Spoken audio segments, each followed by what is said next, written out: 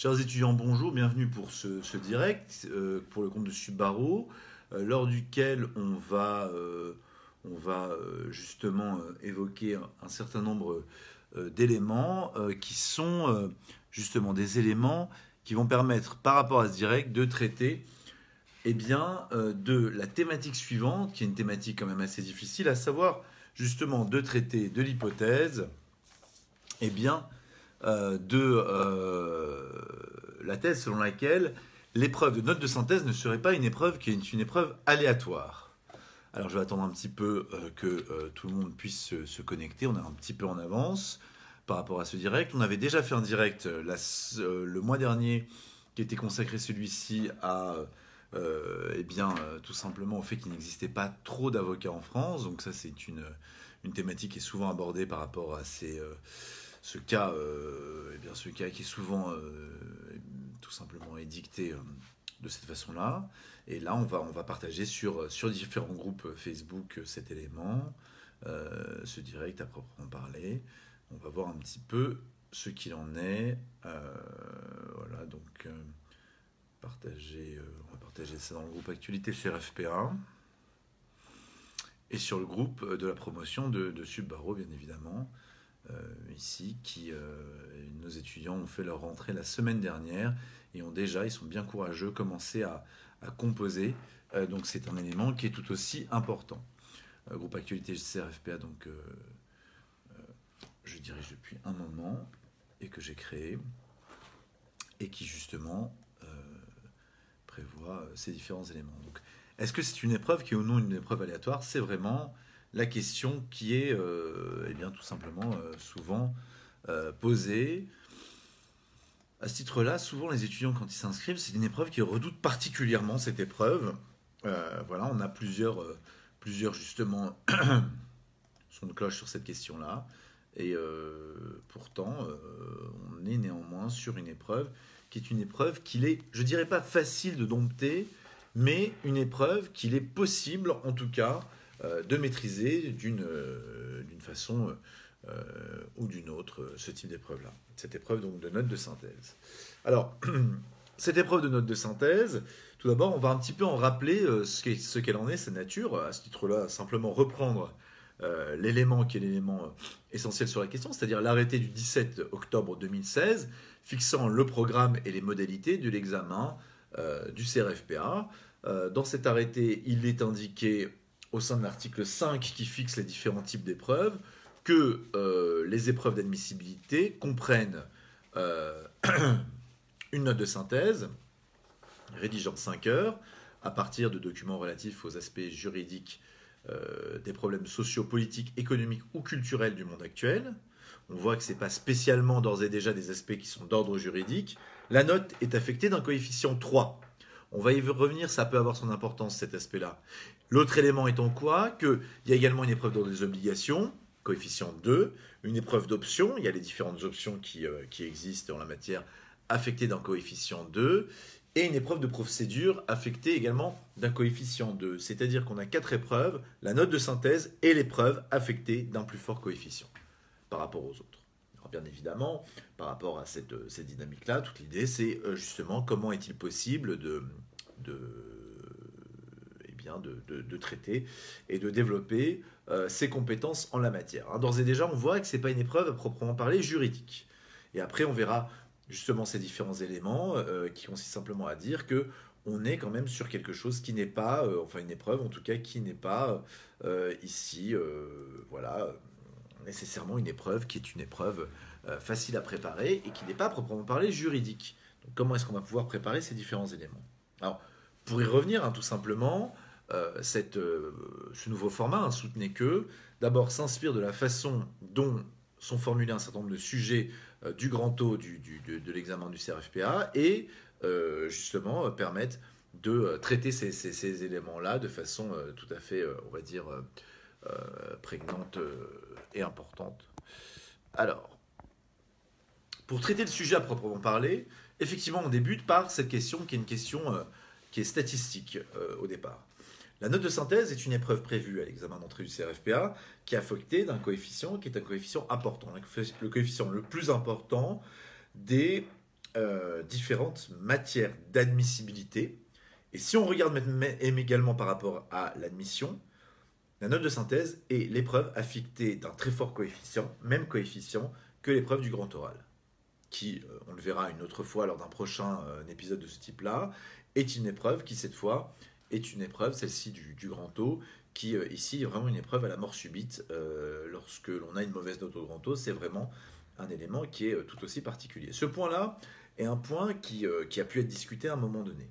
Au total, si on additionne les coefficients, oblique C2, option C2, procédure C2, on en arrive à des coefficients qui sont affectés, donc 6 en coefficient, plus 3 pour la note de synthèse, 9. La note de synthèse représente un tiers de l'admissibilité. C'est une des 4 épreuves, mais ça représente un tiers de l'admissibilité. On est déjà, par rapport à cet élément-là, un point qui est un point tout à fait délicat, qui justement permet de traiter ces différents éléments de cette façon-là. L'épreuve de note de synthèse est donc une épreuve chaque année où la commission, qui est la commission nationale pour le CRFPA, eh bien, apporte par quelques précisions. Et ces différentes précisions font de l'épreuve de note de synthèse véritablement une grande inconnue. Régulièrement, un certain nombre de corrigés sont proposés ici et là par rapport à cette épreuve-là. On vous distingue les péchés capitaux relativement à l'épreuve de note de synthèse. Nous ferons à Subaru, bien évidemment, un certain nombre d'exercices de méthodologie, mais encore faudra-t-il traiter ce point de vue-là par rapport à justement la spécificité qu'il en est, sachant qu'il existe encore en la matière quelques spécificités d'un IEJ à l'autre. Faut-il ou ne faut-il pas ici faire des sous-parties et des sous-sous-parties, grand 1, grand A, petit 1, petit 2, et ainsi de suite. Ça va varier parfois d'un IEJ à l'autre. Finalement, cette thématique-là se résume à l'opposition entre deux idées forces. L'épreuve de note de synthèse, d'une part, a mauvaise réputation, et d'autre part, est une épreuve qui a un bon rendement. Tout d'abord, une épreuve ayant mauvaise réputation. Cette épreuve a mauvaise réputation, tout d'abord, parce qu'elle n'est simplement pas enseignée à l'université en tant que telle, ou pas souvent enseignée. Et aussi, d'autre part, tout simplement parce qu'il n'existe pas, contrairement à ce que d'aucuns affirment, de méthode universelle en la matière, simplement des considérations d'ordre général. Tout d'abord, la matière n'est pas enseignée en tant que telle à l'université, ou trop peu souvent. On a beau regarder dans les différentes plaquettes des différentes universités, l'épreuve de note de synthèse, si elle est enseignée, elle est parfois au stade simplement du Master 2, et souvent n'est pas enseignée en tant que telle, c'est simplement une modalité pédagogique avancée par telle ou telle. Plus encore, autour de la note de synthèse, il y a des réalités qui sont des réalités tout autant variables à proprement parler. Pour l'examen du CRFPA, on voit bien que les différents IEJ s'efforcent à proposer justement des enseignements, mais il s'agit davantage de corrections qui sont proposées plutôt que de véritables enseignements pour bâtir la note de synthèse. Au final, l'on a face à nous une note de synthèse qui n'est pas à proprement parler enseignée, et l'étudiant n'arrive pas à concevoir véritablement de quel exercice il s'agit, il n'arrive pas à l'identifier. Alors même que la note de synthèse est une épreuve qui va refléter souvent, très souvent, exactement l'activité de l'avocat proprement parler. L'avocat va être saisi assez fréquemment par son client d'un certain nombre d'éléments et d'une question relativement floue qu'il faudra approfondir. Et c'est à l'avocat de faire le tri entre ces différents éléments, de les exploiter à maxima pour leur rendre une cohérence, une ligne de conduite ici, en faisant quelque chose, c'est-à-dire à ne jamais rajouter aux éléments qui lui sont fournis des éléments qui ici lui sont totalement étrangers. Donc au final, l'on est sur une matière qui certes n'est pas enseignée, mais reflète véritablement l'activité future de l'avocat. Cette matière a également mauvaise réputation pour un deuxième élément. Il n'existe pas de méthode universelle concernant la note de synthèse. Alors bien évidemment, cette affirmation-là va encore susciter un certain nombre de commentaires, mais l'absence de méthode universelle, elle est flagrante. Les enseignants en eux-mêmes varient selon ces différentes notes selon leurs différentes aspirations et ainsi de suite. À ce titre-là, on peut citer différents types d'exemples. Parmi les méthodes, il y a les méthodes du pré-plan, Méthode du pré-plan qui consiste à partir d'une thématique donnée et de la page de garde, à déterminer ici une sorte de pré-plan, c'est-à-dire le juriste fait appel à ses propres connaissances sur le sujet à partir des éléments qui lui sont proposés pour d'ores et déjà, dès le début et avant même la lecture, partir sur une idée préconçue par rapport au sujet en lui-même. C'est une méthodologie qu'on qualifie souvent de dangereuse, mais une méthodologie qui pour autant existe et parfois donne de bons résultats. Méthodologie ici, pour ma part, que je trouve quand même assez aléatoire. Autre méthodologie, ça va être celle de la méthode littéraire. La méthode littéraire consiste à s'imprégner de la base documentaire, passer beaucoup de temps sur la lecture, d'essayer de donner une cohérence à cette lecture.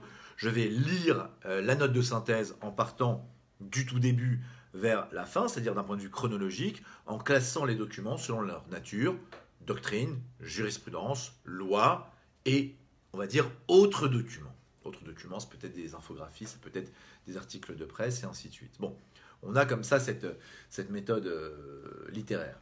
La méthode scientifique, c'est un petit peu un ordre de lecture inversé.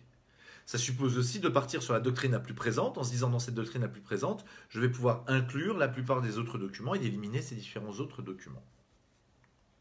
Il n'existe pas de méthode universelle parce que finalement, s'il y avait une méthode universelle, eh bien, ça signifierait qu'on a tous le même rapport par rapport à notre mémoire visuelle et par rapport également à notre mémoire auditive, ainsi que par rapport simplement au fait de savoir ce que l'on va retenir sur des éléments qui sont des éléments donnés. Quand on voit même les enseignants, je vais prendre des enseignants que je connais, ou bien même ma propre expérience, qui m'a vu glisser, on va dire, jeune doctorant, d'une méthode qui était une méthode littéraire à simplement une méthode aujourd'hui qui est une méthode plus scientifique. Aujourd'hui, je m'en rends compte, tout ce que je vais lire sur une base documentaire après 40-45 minutes ne va que très peu influer sur mon idée que j'ai sur le plan. Dans ce cas-là, la phase de lecture doit être résumée à l'essentiel. Et je vais simplement, dans la dernière phase de lecture, essayer de conforter moi-même mon analyse. Finalement, il n'existe pas de véritable méthode universelle, mais la note de synthèse a ceci de particulier qu'elle présente un certain nombre d'avantages et offre un très bon rendement.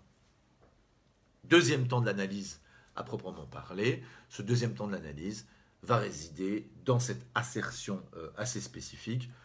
L'épreuve de note de synthèse offre un bon rendement. Elle offre un bon rendement parce qu'il n'y a pas de programme à réviser. Et puis que d'autre part, eh bien, la méthode, une fois personnalisée, doit uniquement être assimilée. Tout d'abord, il n'y a pas de programme à réviser.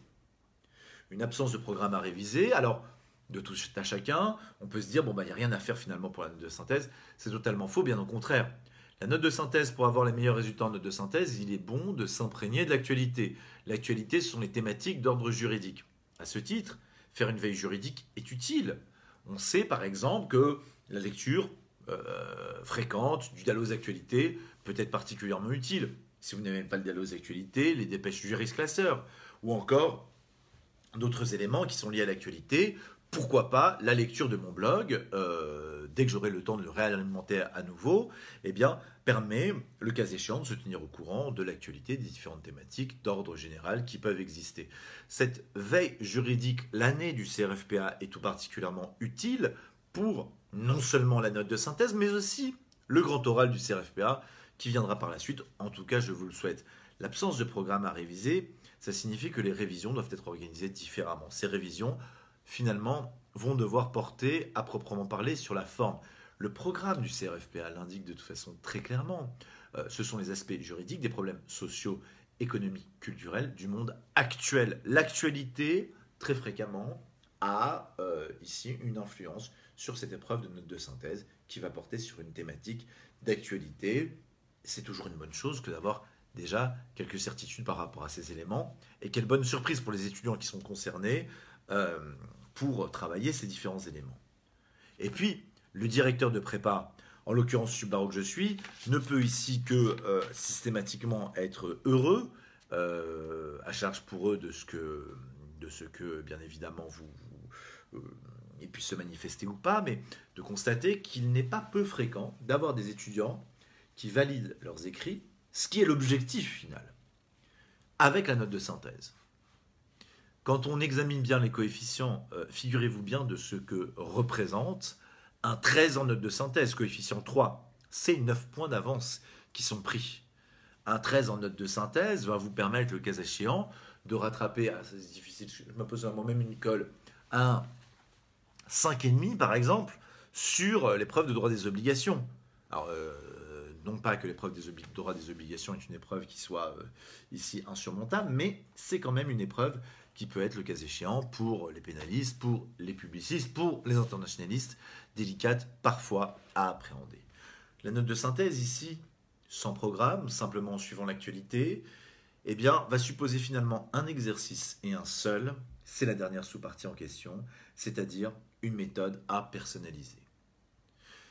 Ici et là, on trouve un certain nombre de méthodes. D'abord, par rapport aux méthodes qui vous sont proposées, faites attention à essayer de savoir si ces méthodes, a priori, vous sont proposées par des personnes qui s'y connaissent ne serait-ce qu'un petit peu en note de synthèse, en ce sens qu'ils l'ont passé, ils ont des résultats, ils l'enseignent, ils ont été susceptibles de le mettre en application.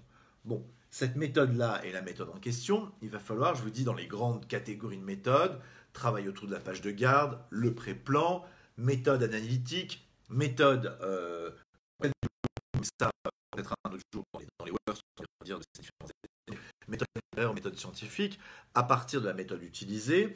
L'idée, c'est très rapidement, à partir de vos premières notes de synthèse, de faire le point avec votre référent pédagogique pour savoir parmi les différentes méthodes lesquelles sont les plus efficaces, les plus efficientes. J'entends par là par rapport à des éléments particuliers. Attention de ne pas choisir une méthode qui vous permet nécessairement d'établir les meilleures performances. Il faut une méthode qui vous permette d'établir les performances les plus constantes. Si vous avez une méthode qui vous conduit à avoir, selon et c'est souvent le cas du pré-plan, selon la nature du sujet, 1, 15 ou 1, 3, eh bien c'est une méthode à prohiber. Pourquoi je vous dis ça par rapport au pré-plan? Parce que dans le pré-plan, ça suppose d'avoir de bonnes connaissances juridiques. Alors si vous tombez sur une note de synthèse, il y en avait une il y a quelques années quand l'examen était encore régional, il y en avait une par exemple à Paris 1 qui était posée sur le rescrit fiscal. Les étudiants que j'avais en droit pénal et procédure pénale, le rescrit fiscal, le rescrit fiscal, c'était pas vraiment leur tasse de thé. Hein. Certains d'entre eux ont fait connaissance à cette occasion avec le rescrit fiscal. Et donc, à cette occasion-là, par rapport au rescrit fiscal, eh bien, simplement, la méthode du pré-plan, quand on est novice sur un sujet, aurait conduit à une boucherie caractérisée. Non, il faut choisir la méthode qui vous conduit à avoir une fourchette de notes, on va dire, très rapprochée. 12 à 15 par exemple, ou 11 à 14, c'est-à-dire là, vous vous dites, bon, systématiquement, j'ai la moyenne, je peux compter dessus, je ne perdrai pas de points, je peux même gagner quelques points de ce point de vue-là. Et d'approfondir cette méthode en essayant de la perfectionner. Pourquoi? Parce qu'il y a quelques petits éléments qui, de temps en temps, vont permettre de rapporter des points. J'entends par là, par exemple, sur les méthodes qui sont différentes méthodes, essayer de gagner 5 minutes à la fin pour relire sa copie. Parfois, pour certains étudiants, on est obligé de leur proposer de rajouter en toute fin de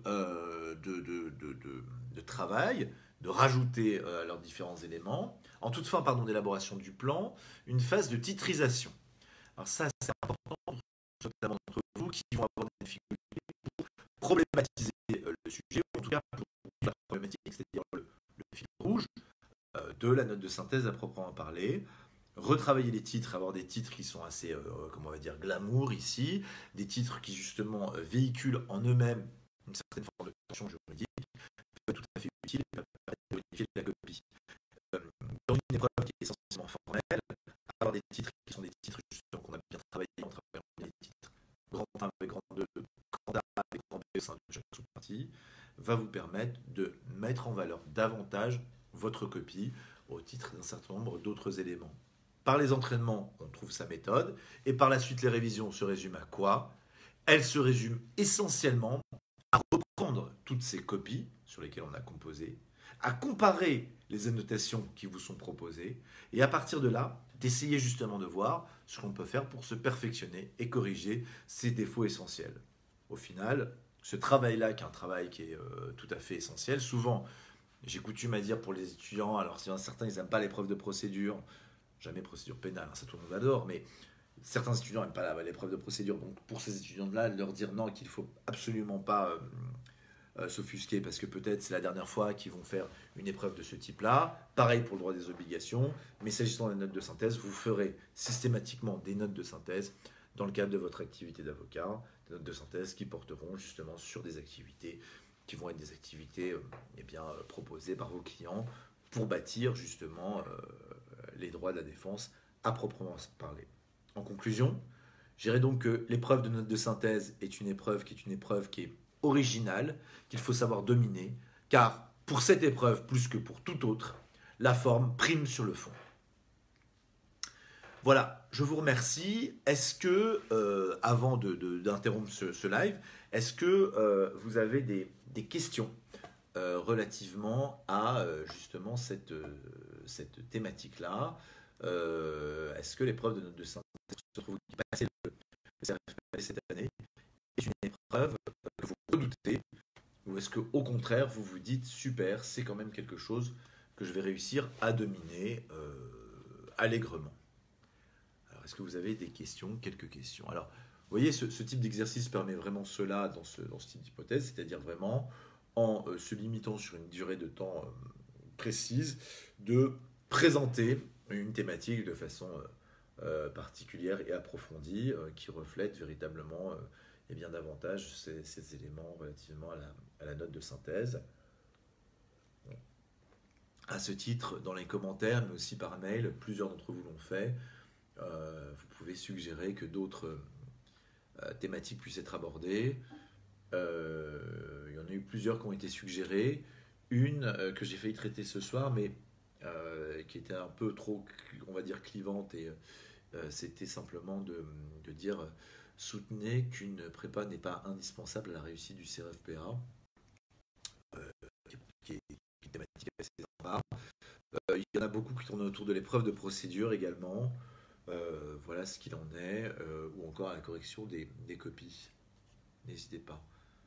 Alors j'ai dû faire qu'il n'y a pas beaucoup de questions véritablement autour de cette thématique-là, que j'ai été limpide pour tout le monde et que j'ai réussi à vous convaincre que la note de synthèse n'était pas une épreuve qui revêtait un caractère aléatoire.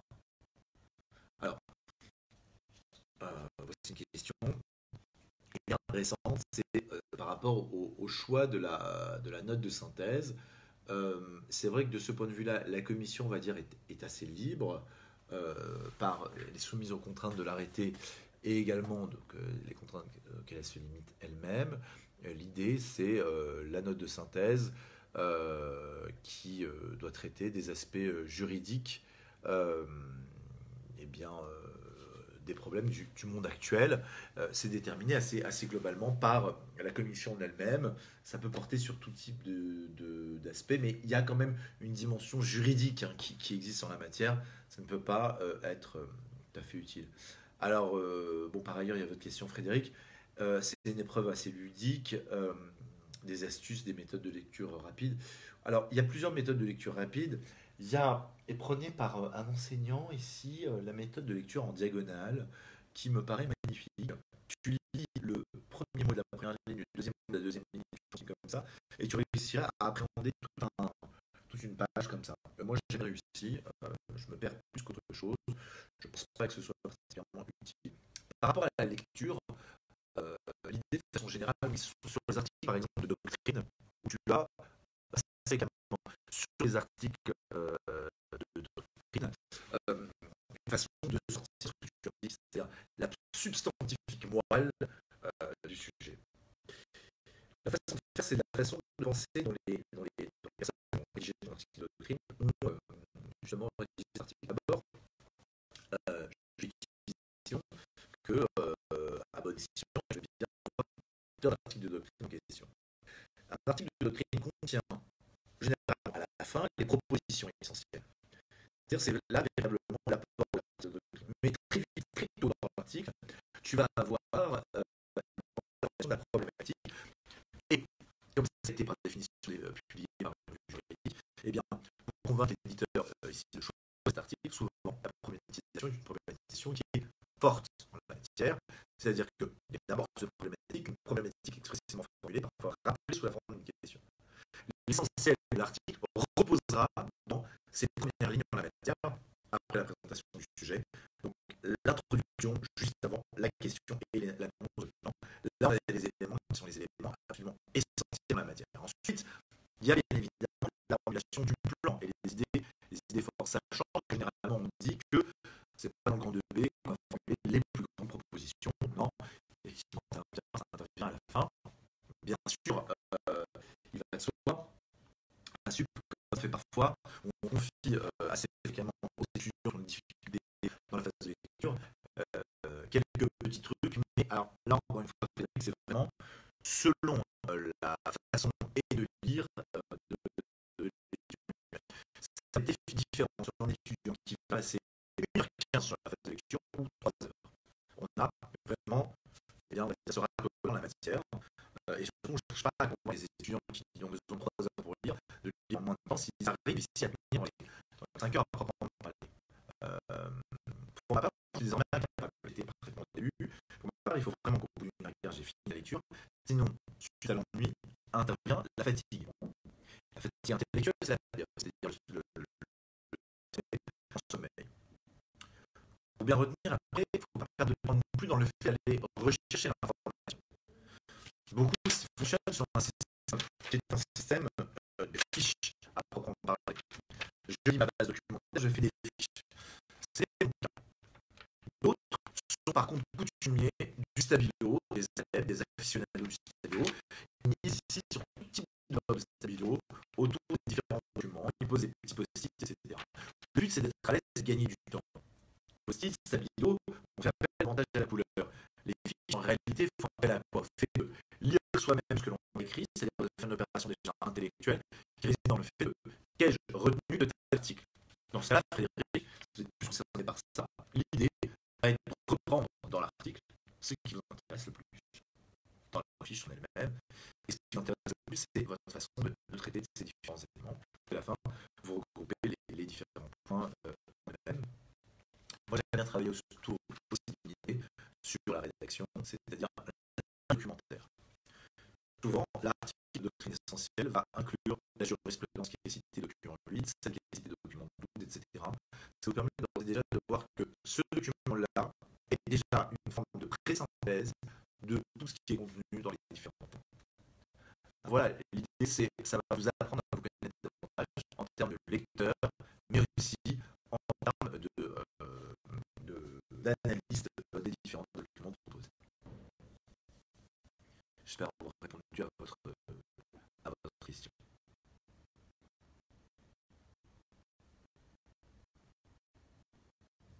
Est-ce que vous avez d'autres questions par rapport à cette épreuve proprement parler?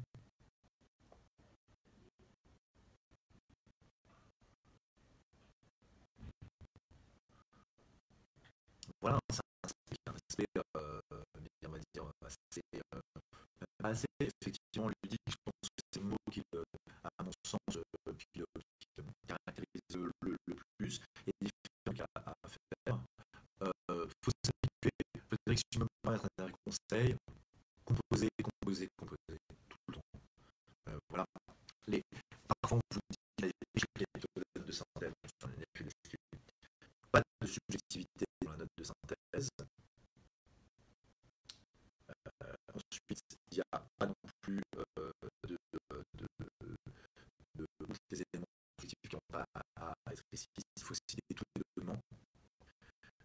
C'est quand même une façon de voir si je peux résoudre le problème de réseau. Pour en parler. C'est peut-être que ça. Et le dernier élément, c'est bien sûr aussi de garder sa neutralité et de traiter ces différents points de cette façon-là. Alors, le dernier temps, un changement de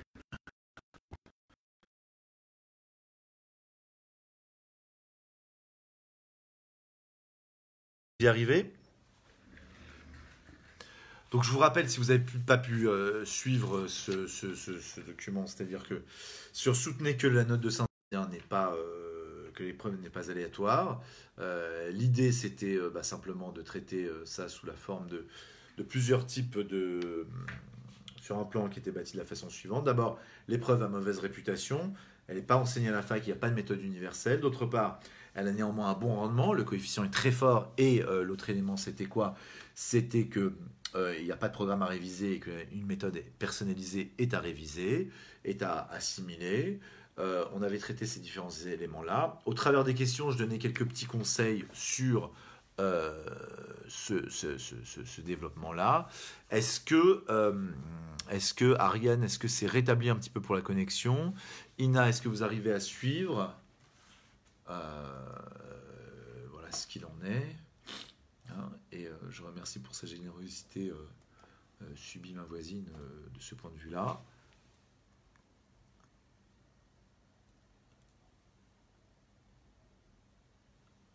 Bilal, est-ce qu'on est sur du meilleur réseau?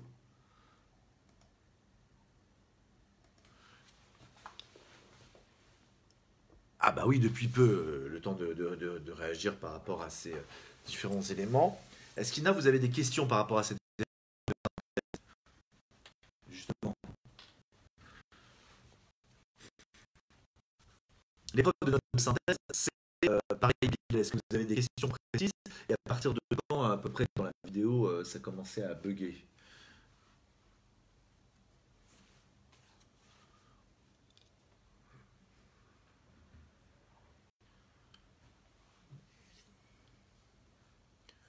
Voilà, comme je vous le disais, sur cette épreuve proprement parler, par rapport aux différents documents et aux bases documentaires, il va de soi qu'il y a des règles très spécifiques par rapport à la façon dont on cite des personnes. Dans les premières notes de synthèse ici que j'ai eu en la matière, bon alors c'est à peu près depuis le début des questions, Ina de ce point de vue-là, donc voilà, on peut reprendre parfaitement. Par rapport aux différents éléments qui existent, c'est-à-dire que d'abord c'est par rapport à la façon de citer, on ne cite pas n'importe qui, uniquement les personnes passées à la postérité. Voilà, c'est un élément qui est important, pas n'importe quel auteur qui est dans votre note de synthèse. Il faut ensuite que la citation apporte véritablement quelque chose. C'est pas obligatoire la citation. Euh, Souvent on dit, je pense que ce conseil n'est pas mauvais en lui-même. Moi je me méfie toujours des conseils qui sont trop généraux. C'est souvent on dit qu'il faut citer uniquement prendre une citation qui émane d'un grand auteur, passé à la postérité, c'est-à-dire souvent décédé, et ici qui est passé à la postérité sur cette question-là, mais aussi qui inclut la thématique du sujet dedans.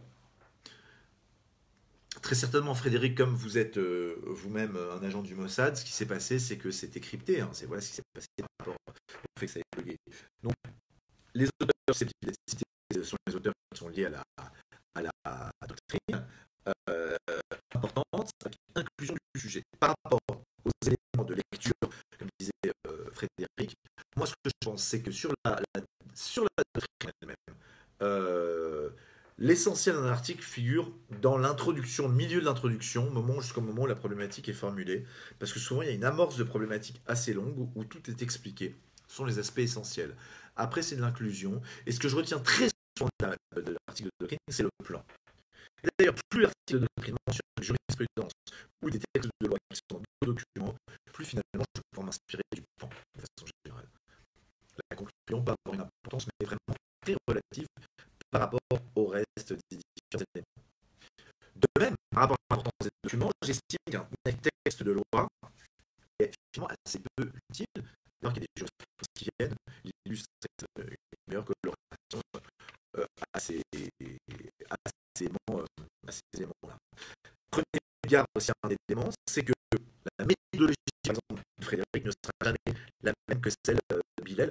Pourquoi? Parce qu'il faut que vous appreniez à vous connaître par rapport à vos copies et de voir que parfois, c'est un sentiment qu'on retrouve beaucoup chez les étudiants, parfois même chez les étudiants qui passent l'examen. Ils se disent, dans ma méthode, il faut que je passe 3 heures sur lecture. Ça dépend de l'étudiant. Comme je l'ai dit, pour moi, quand je traite des différentes synthèses, 3 heures de lecture, c'est trop long. Je m'ennuie, je me fatigue. 3 heures de lecture, ça va me faire un plan tout pourri. Par contre, quand je passe moins de temps, je suis beaucoup plus en tension sur le plan, je passe plus de temps sur le plan, par la suite, ça rend peut-être, peut-être, on arrive à quelque chose qui est tout à fait spécifique, c'est-à-dire que au-delà même du plan, des développements, etc., il y en a d'autres aussi qui vont avoir des problèmes qui sont des problèmes de rédaction. L'écriture a son importance. Je rappelle que la durée, l'écriture est limitée. Il faut surtout vous exercer sur des copies type CRFPA pour, pour parvenir à avoir le meilleur résultat possible. Avez-vous d'autres questions?